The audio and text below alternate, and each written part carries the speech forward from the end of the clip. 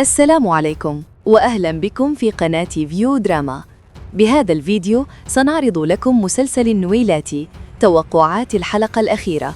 بس قبل ما نبدأ وكالعادة يا سادة، الصلاة على النبي مصدر السعادة، ولا تبخلوا علينا بلايك واشتراك. وخلونا نبلش. نذكركم بأحداث الحلقة 29. فيصل يحاول إيهام الجميع، سعيد، صلاح وغيرهم، بأنه في صفهم ليتمكن من معرفة أخطائهم واستغلالها ضدهم. المتصرف يضغط على سعيد للتخلص نهائياً من زاهي ويطالبه برأسه، مهدداً إياه بدفنه معه إذا لم ينفذ الأمر. فيصل يكتشف أن راشد عاد للتحرك بمفرده ويقرر مواجهته بنفسه وعدم الاعتماد على حراسه. المؤامرات العائلية.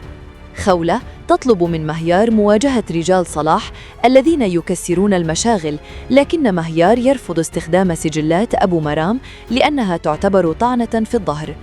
منى ابنة فيصل تحاول تحريض شخص ضد خولة، مؤكدة أنها الوحيدة القادرة على كسرها. الهروب والمواجهة. فيصل يقرر الرحيل والهروب من الكذبة التي يعيشها لحماية ابنته نورهان، لكنه يواجه تهديد راشد المستمر.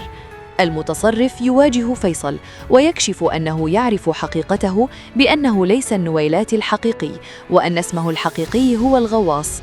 راشد يختطف أيوب لجر فيصل إليه. النهاية. فيصل يقرر إنهاء الصراع مع راشد نهائياً. راشد يظهر متحدياً الجميع، مؤكداً أنه لا يموت، وأن حتى لو قتلوه فلن يخلصوا منه. سعيد يعترف لفيصل بأنه لم يقتل زاهي. بناءً على أحداث الحلقة 29، إليك توقعات لما قد يحدث في الحلقة الأخيرة 30 من مسلسل النويلاتي. المواجهة النهائية بين فيصل وراشد. من المتوقع أن تشهد الحلقة مواجهة حاسمة بين فيصل وراشد، حيث يسعى فيصل لإنهاء تهديد راشد لحياته وحياة عائلته نهائياً، خاصة بعد كشف المتصرف لهويته الحقيقية. مصير سعيد.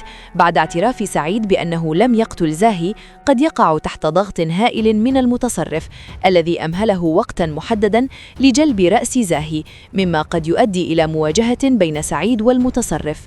إنقاذ أيوب. سيبذل فيصل قصارى جهده لإنقاذ صديقه أيوب الذي اختطفه راشد لجر فيصل إلى الفخ.